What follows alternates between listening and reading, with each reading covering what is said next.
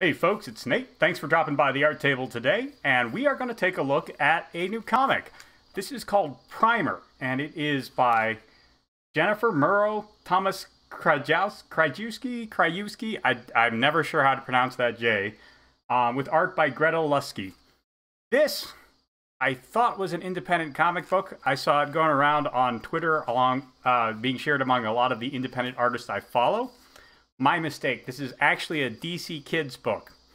I decided to go ahead and give it a review, even though independent comics are kind of more my wheelhouse.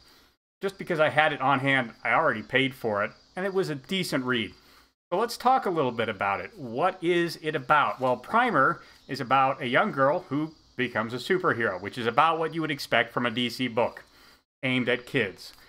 The story, well, let's go ahead and look at it through my usual independent comic formula, even though it's a main publishing house book, just because I find it useful to stick with that formula. So we begin with the form factor. The book is actually kind of small when you compare it to your typical floppy or square-bound book that you would pick up from the store.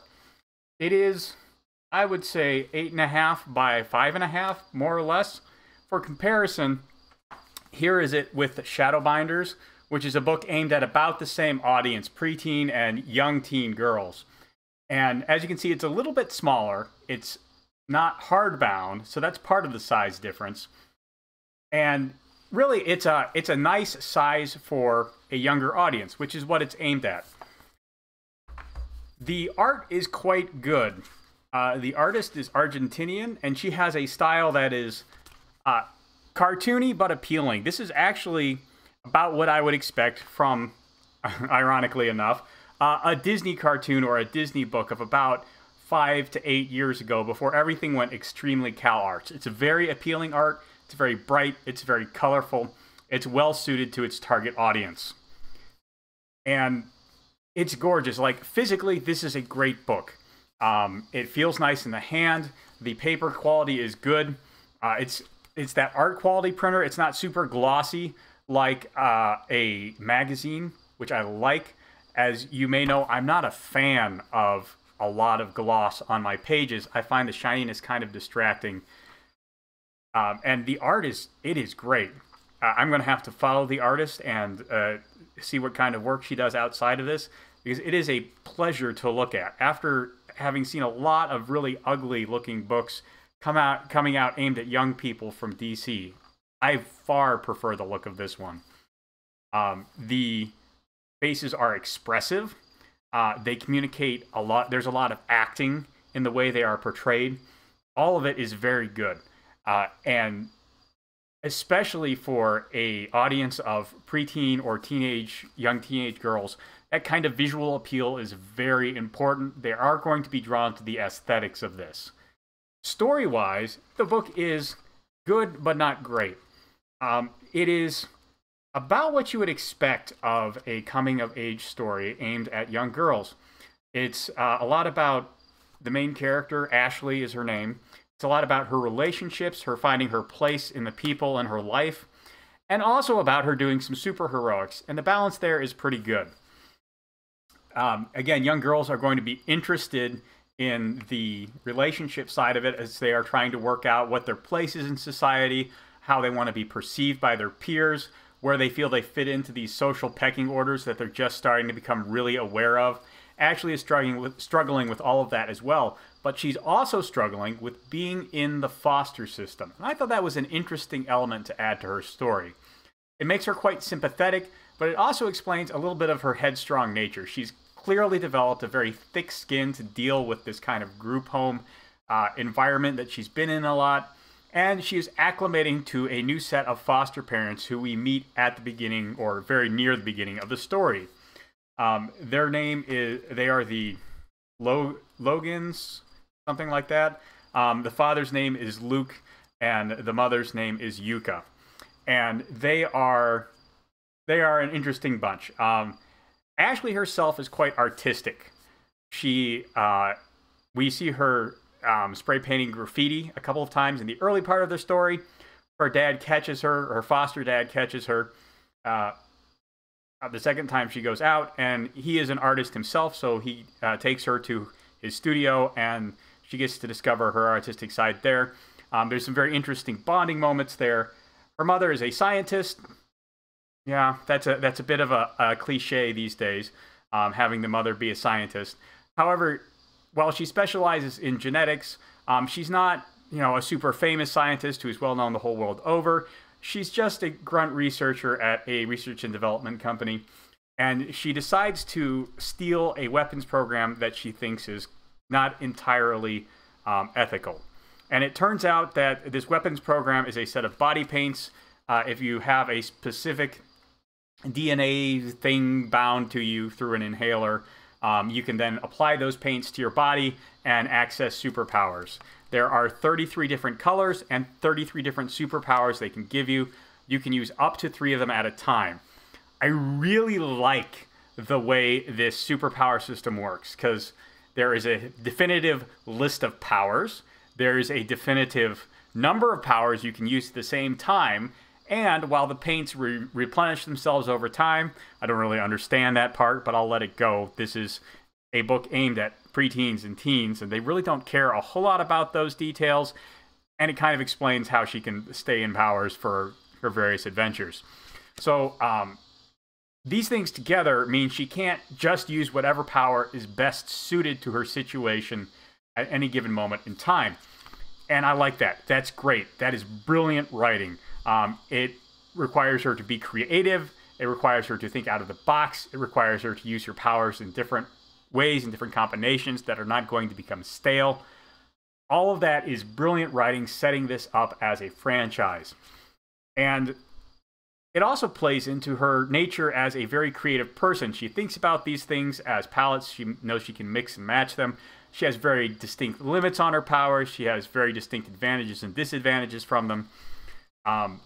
That part of the writing is extremely solid. A lot of the mechanics of the story are less so. What do I mean by that? Well, Ashley is... She happens across this stuff. Her mother steals it from the company she works from because she doesn't approve of the weapons program. Ashley gets her hands on it kind of by accident. It's not super contrived the way it happens. I can believe that she would find this kind of thing quite easily. And she goes ahead and she messes around with it because she's a foster kid. She's used to getting into stuff that maybe her foster parents don't want her getting into and messing with it just to see, well, maybe to see how they'll react. And all of that up to that point is pretty believable. What gets less believable is she eventually gets in trouble with the military that was trying to run this super weapon program, and they chase her, and one of the soldiers is a bad guy who was trained to use these paints as well, and he goes rogue. He kidnaps Ashley's foster parents and tries to get the paints back.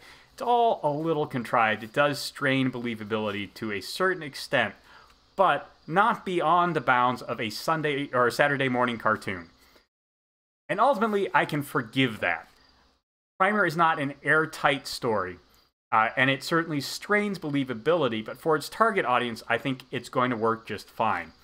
And while I definitely believe you can write stories that will work for both adults and young adults, as long as it works for its primary audience, I think it's a good story, even if it's not a great one. A great one will work for everyone on every level. And yes, that's a high bar, but I think there's nothing wrong with having a high bar for media, especially media aimed at kids. And yeah, I mean, just because it doesn't get there doesn't mean it's bad. It's good. It's fun. The soldier uses the superpowers from the body paints in very creative ways as well. He's clearly thinking. He's using his head. All in all of those elements of the story work pretty well. It's just some of the story elements strain believability, but again, in a way that's not terribly uncommon for the genre. If I had any one gripe from it, it's that the book seems very hostile to boys and men who display traditional masculinity. They're all jokes. They aren't to be taken seriously. Luke is a good father figure, but he's not a conventional father figure. He's the very emotional one as compared to his wife. And while there's nothing wrong with that, the entirety of the book presents the sympathetic male characters as the same as Luke, and I would like to see some of the soldiers or the male scientists or the even just the jocks at Ashley's school presented in a more sympathetic light. Unfortunately, in this day and age, instead of the geeks being the people you hate on, it's the jocks. I don't know why that is. I never had a problem with jocks when I was in school and I was a geek. Yeah, so that bothered me a little, but it's not really enough to mark the story down more than half a point. I would give this an 8 out of 10, maybe at a stretch 7.5. But the dialogue is good. There are occasionally moments where Luke comes off as a little cringy, but I give the story credit as kind of presenting him as being intentionally cringy, to kind of try and elicit laughs from Ashley. I'm not a fan of cringe humor, so that doesn't work for me. I don't know how well that is going to work for a Generation Z kid like Ashley or the intended audience of this book.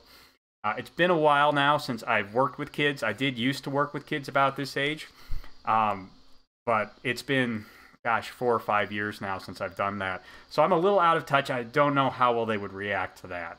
I always had mixed results when I went for that kind of humor when I was working with kids. So yeah, I don't know. That too, it's kind of hard to gauge.